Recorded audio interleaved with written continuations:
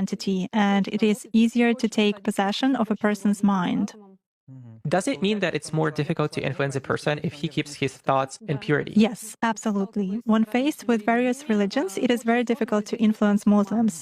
They are in a constant connection with the egregore.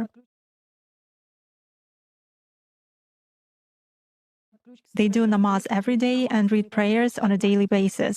They are constantly under some kind of a dome, so it is very difficult to influence them. When you start impacting a person, he begins to address in a prayer.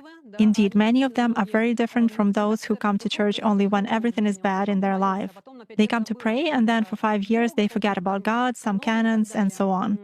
Muslims, as a rule, passionately believe and passionately give energy to their egregore, and this egregore protects them very well. That's why it is very difficult to work to make any kind of influence on a true Muslim believer.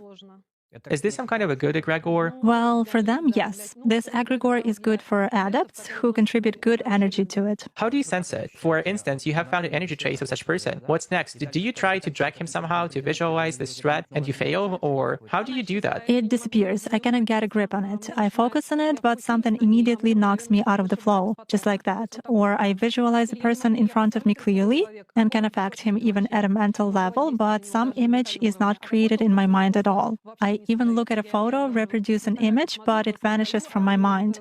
Thus, I can clearly see that a person is covered with something. Does this only work with Muslims? It does for me.